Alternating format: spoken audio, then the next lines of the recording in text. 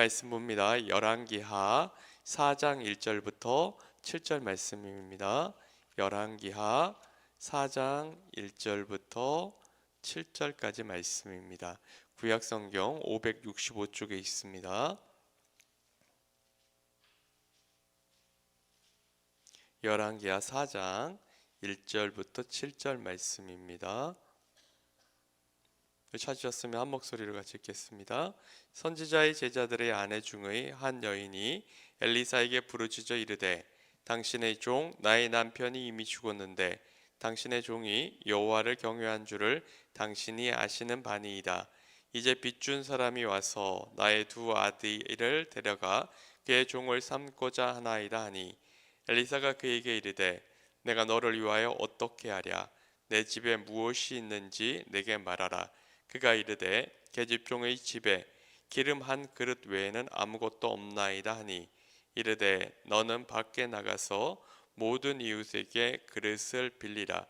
빈 그릇을 빌리되 조금 빌리지 말고 너는 내 두 아이들과 함께 들어가서 문을 닫고 그 모든 그릇에 기름을 부어서 차는 대로 옮겨 놓으라 하니라. 여인이 물러가서 그의 두 아이들과 함께 문을 닫은 후에 그들은 그릇을 그에게로 가져오고 그는 부었더니 그릇에 다 찬지라. 여인이 아이에게 이르되 또 그릇을 내게로 가져오라 하니 아들이 이르되 다른 그릇이 없나이다 하니 그릇이 곧 그쳤더라. 그 여인이 하나님의 사람에게 나아가서 말하니 그가 이르되 너는 가서 기름을 팔아 빚을 갚고 남은 것으로 너와 내 두 아들이 생활하라 하였더라. 아멘. 할렐루야. 오늘 이 새벽에 나오신 우리 사랑하는 성도님들을 주님의 이름으로 환영하고 축복합니다. 자, 오늘 말씀을 보게 되면 상황이 심상치가 않습니다. 우리 1절 같이 읽겠습니다. 선지자의 제자들의 아내 중의 한 여인이 엘리사에게 부르짖어 이르되 당신의 종 나의 남편이 이미 죽었는데 당신의 종이 여호와를 경외한 줄을 당신이 아시는 바니이다. 이제 빚준 사람이 와서 나의 두 아이를 데려가 그의 종을 삼고자 하나이다 하니 이 엘리사 시대에 선지자 학교라는 것이 있었습니다. 당시에 제사장이 있었고요. 이 제사장들은 이게 세습이 됩니다. 부모로부터 세습이 되고 아무나 될 수 있는 것이 아니라 레위인들에게만 해당이 되고요. 특별히 아론의 자손들이 그 제사장의 직분을 감당을 했습니다. 그 제사장들을 돕는 또 레위인들 그들이 있었고요. 근데 이와 반대로 선지자들이 있었어요. 선지자는 뭐냐면 하나님이 어느 순간에 부르십니다. 그래서 하나님의 뜻을 대언하게 하는 거예요. 자, 그런데 제사장들과 레위인들은 보통 백성들에게 인기가 많았습니다. 반면에 이 선지자들은 어땠냐면 주로 외치는 메시지가 백성들의 죄악을 지적을 했어요. 그리고 하나님의 심판이 있을 것임을 이야기했어요. 그런 까닭에 많은 선지자들은 고난을 당했습니다. 그러니까 대부분의 선지자들이 이제 예언을 하려고 하면 백성들은 돌을 하나씩 딱 들고 있는 요 정도인 거예요. 자, 그런데 그런 선지자들이 필요했기 때문에 엘리사라고 하는 인물이 선지자 학교를 만들고 그 선지자 학생들과 함께 같이 생활을 하면서 아마 그렇게 활동을 했던 것 같습니다. 그런데 그 선지자 생도 중에 하나가 열심을 다해서 주 여호와 하나님을 경외를 했는데 무슨 이유에서인지 그 생도 하나가 죽은 거예요. 병에 걸렸는지 사고를 당했는지 그 이유에 대해서는 기록을 하지 않습니다. 자, 그 남편이 죽었는데 여기서 그치지 않고 이 집에 아마도 빚이 있었던 것 같아요. 근데 그 빚을 갚을 여력은 없습니다. 그랬더니 이 채주가 와가지고 당신이 빚을 갚지 못하니까 당신의 두 아이들을 데려가서 나의 종으로 삼겠다. 언제까지 빚을 갚지 않으면 내가 그 아이들을 데려갈 테니까 그런 줄 알라 라고 이야기를 하는 거예요. 이 여인의 입장에서 얼마나 청천벽력 같아요.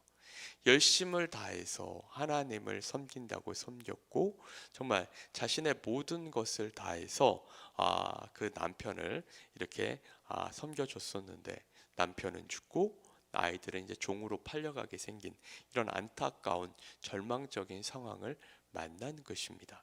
자, 이런 상황을 만나면 어떻게 해야 돼요?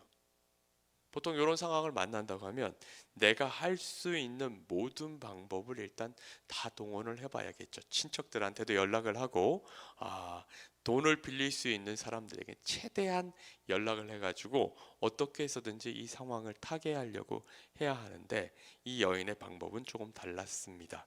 어떻게 했냐면 엘리사에게 나온 거예요. 그러면서 이 문제를 당신에게 이 아뢰입니다. 그러니까 이 문제를 좀 해결해 주십시오 라고 이야기를 한 거예요. 자, 이 여인의 모습을 보면 이 여인은 끝까지 하나님을 신뢰했다는 것을 보게 됩니다. 내가 원하지 않는 사고를 당해서 남편도 잃었고 내 아이들도 종으로 팔려가게 된 상황이지만 그럼에도 불구하고 이 문제를 해결하실 수 있는 유일하신 분은 하나님이라고 하는 것을 인정하고 그 하나님께 나온 거예요. 우리가 세상을 살다 보면 원하지 않는 그런 일들이 일어날 때도 있어요. 그래서 때로는 정말 하나님이 살아계신 게 맞나? 하나님이 살아계시면 이런 일이 나에게 있어서는 안 되는 것 아니냐? 이런 생각을 할 때도 있다는 거예요. 그런데 하나님의 계획을 우리는 다 알 수 없습니다.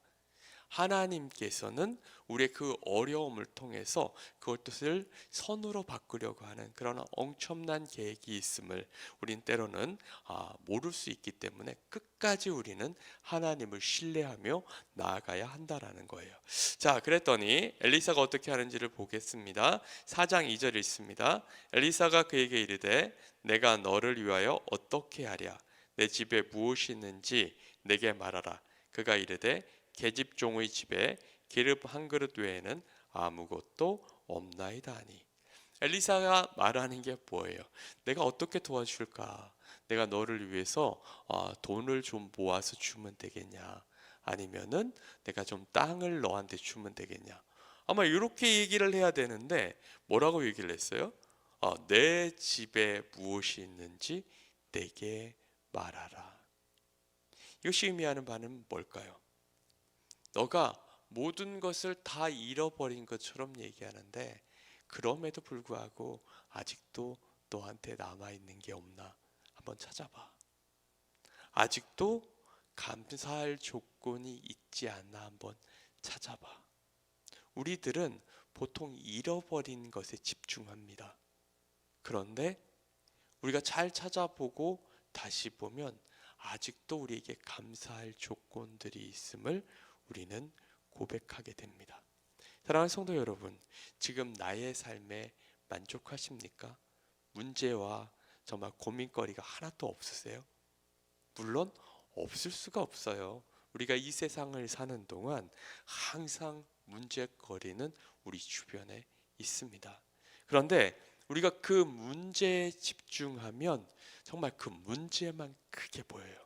그런데 나에게 주어진 이미 복들이 있다라는 거예요. 그것에 집중하게 되면 정말 그 문제들이 달리 보이기 시작한다는 거예요. 여인에게 너에게 있는 게 뭐냐 한번 좀 생각을 해봐. 그랬더니 여인이 뭐라고 얘기를 하냐면 계집종의 집에 기름 한 그릇 외에는 아무것도 없나이다. 자, 이 여인이 이렇게 말했으면 얼마나 좋을까요? 나는 다 잃어버렸지만 아직 기름 한 병이 있습니다. 이렇게 얘기를 했으면 더 좋았을 텐데 기름 한 그릇 외에는 아무것도 없나이다. 이렇게 얘기를 하는 거죠. 자, 그랬더니 엘리사가 이야기를 합니다. 3절과 4절 있습니다. 이르되 너는 밖에 나가서 모든 이웃에게 그릇을 빌리라. 빈 그릇을 빌리되 조금 빌리지 말고 너는 내 두 아들과 함께 들어가서 문을 닫고 그 모든 그릇에 기름을 부어서 차는 대로 옮겨 놓으라 하니라. 자, 엘리사의 처방이 뭐예요? 가서 뭘 빌리라? 그릇을 빌리라. 근데 조금 빌리지 말고 많이 빌리라. 자, 그리고 나서 어떻게 하냐면 너는 내 두 아들과 함께 들어가서 문을 닫고 그 모든 그릇에 기름을 부어서 차는 대로 옮겨 놓으라. 자, 사랑하는 성도 여러분, 이게 상식적으로 말이 됩니까? 안 됩니까? 돼요, 안 돼요? 그릇에다가 기름을 부으면 기름이 늘어나요? 줄어들어요? 줄어들어요. 맞죠? 왜냐하면 이 기름을 부으면 그 그릇에 이게 고스란히 다 담긴 게 아니고 그릇에 또 남잖아요. 이 단계를 몇 번 그치게 되면 나중에 그릇에 기름이 넘쳐나는 게 아니고 그 있던 그릇 기름도 없어지게 되는 거예요. 자, 그리고 만약에 이 여인이 나가가지고 그릇 좀 빌려줘 라고 하면 사람들이 뭐라고 할까요? 한두 개는 빌려주겠죠. 근데 모든 이웃에게 그릇을 빌리라고 했어요. 그러면 자연스럽게 이게 소문이 날까요? 안 날까요? 소문이 나죠. 저 여자가 남편을 잃어버렸는데 이제는 자기 아들들까지 종으로 팔리게 생겼어. 근데 갑자기 그 여자가 와가지고 우리 집에서 그릇을 빌리는 거야. 그래? 우리 집에도 왔었는데? 뭐지? 이제 이 소문을 들은 이웃들이 뭐라고 얘기를 할까요? 미쳤네, 미쳤어. 남편도 잃어버리고 이제는 아들들도 팔려가게 생겼으니 미쳤네. 저 집에 뭐가 남았다고 그릇을 빌려? 저거 혹시 저 그릇 나중에 가지고 야반 도주하려는 거 아니야? 이런 얘기 나올까요? 안 나올까요? 나오고 남는 상황이에요. 자, 그러면 이 엘리사의 말에 순종을 해야 돼요? 말아야 돼요? 이 사실은 우리가 성경을 너무 잘 알고 있다 보니까 그 결과를 알고 있어서 순종해야지 이렇게 생각을 할 수 있는데 이 상황 속으로 들어가 보면 쉬운 일이 아니에요. 자, 그 두 아들들은 또 뭐라고 말할까요? 아마 이 아들들이 이렇게 얘기를 했을지도 모릅니다. 엄마, 진짜 하나님 살아계신 거 맞아? 우리 아빠가 하나님 열심으로 섬긴 거 내가 아는데 근데 하나님이 왜 우리 아빠 데려가셨어? 그리고 하나님이 살아계시면 우리 집의 빚 때문에 우리가 종으로 팔려가게 하면 안 되는 거 아니야. 아마 이런 얘기를 했을지도 몰라요. 그런데 이 여인이 갑자기 집에 가서 얘기를 합니다. 아들들한테 가서 그릇을 좀 빌려와. 그럼 이 아들들이 조금만 사리 분별력이 있으면 뭐라고 말해야 돼요? 엄마! 우리가 지금 종으로 팔려가게 생겼는데 어떻게 해서든지 좀 문제를 해결하려고 해야지 그릇을 갖다가 빌려다가 뭐하게. 엄마 지금 옆집 철이네 집에서 우리한테 뭐라고 하는지 알아? 엄마 미쳤대. 지금 아무것도 없고 지금 우리는 종으로 팔려가게 생겼는데 문제를 해결할 생각은 안 하고 옆집 가서 일이라도 해가지고 어떻게 돈 좀 벌 생각을 해야지 무슨 그릇을 빌리냐고. 이런 얘기 안 나올까요? 나오고도 남는 상황이에요. 그럼에도 불구하고 이 여인이 그 말에 순종을 했습니까? 안 했습니까? 우리 5절과 6절 있습니다. 여인이 물러가서 그의 두 아들과 함께 문을 닫은 후에 그들은 그릇을 그에게로 가져오고 그는 부었더니 그릇이 다 찬지라. 여인이 아들에게 이르되 또 그릇을 내게로 가져오라 하니 아들이 이르되 다른 그릇이 없나이다 하니 기름이 곧 그쳤더라. 여인은 자신이 할 수 있는 대로 가서 그릇을 빌렸어요. 그리고 나서 엘리사의 말대로 집 안으로 들어갔고요. 문을 닫았어요. 문을 닫고 그 아들들과 함께 기름을 부었어요. 자, 그랬더니 어떤 결과가 일어났습니까? 그릇에 기름이 넘쳐나게 된 거예요.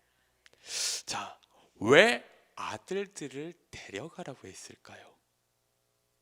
아들들을 회복시키기 위함이에요. 아들들의 눈으로 보게 하는 거죠.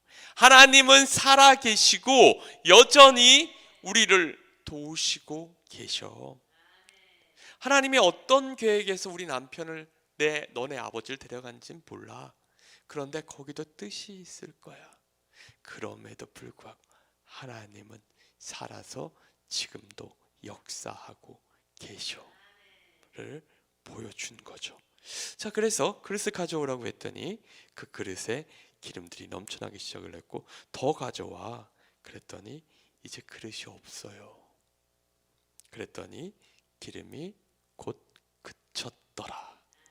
자, 그런데 성경에 보면 한 절을 더 기록을 하고 있어요. 7절에 있습니다.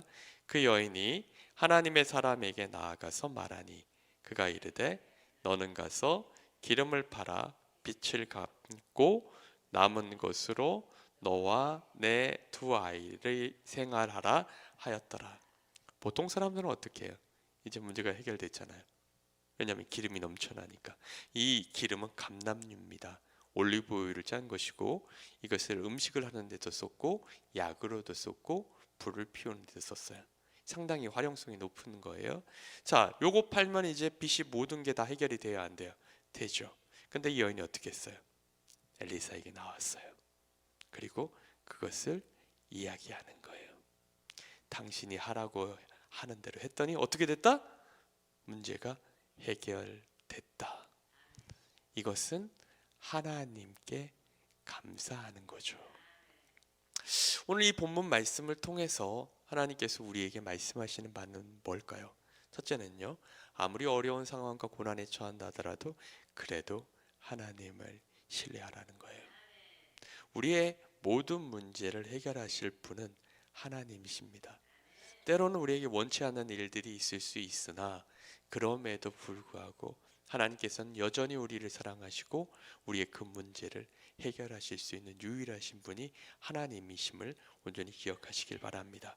두 번째는요, 말씀을 받았다면 그대로 행하라는 거예요. 그릇을 빌리라고 하면 어떻게 해야 돼요? 가서 내가 할 수 있는 대로 최대한의 그릇을 빌리는 거예요. 내 생각과 뜻은 중요하지 않습니다. 내 상식 중요하지 않아요. 하나님께서 하시고자 했으면 그것을 믿고 신뢰하며 나아가는 것입니다. 자, 세 번째 중요한 건데 하나님께 감사해야 한다는 거예요. 내가 해결한 게 아니에요. 나는 단지 말씀에 순종한 거예요. 우리 사랑하는 성도님들이 정말 이런 삶을 살아가게 되면 하나님의 놀라운 복을 날마다 경험하게 될 것입니다. 특별히 우리 행복 모임 하고 있잖아요. 행복 모임 하고 있어서 뭐 정하라고 했어요? 베스트 정하라고 했죠. 그리고 이번 주에 베스트들에게 연락하라고 했죠. 그러면은 그냥 해보는 거예요. 내 생각과 뜻. 지난번에도 했는데 안 왔어. 에이 뭐 되겠어. 에이 목사님 뭐 맨날 이런 거 하라 그래. 이게 아니라 그냥 한번 해보는 거죠. 그릇 빌리라고 하면 빌리고 적어내라고 하면 적어내보고 그들을 위해서 기도하라고 하면 기도하고 그리고 그들에게 연락하라고 하면 연락 한번 해보는 거예요. 결과는 하나님 앞에 맡기는 거죠.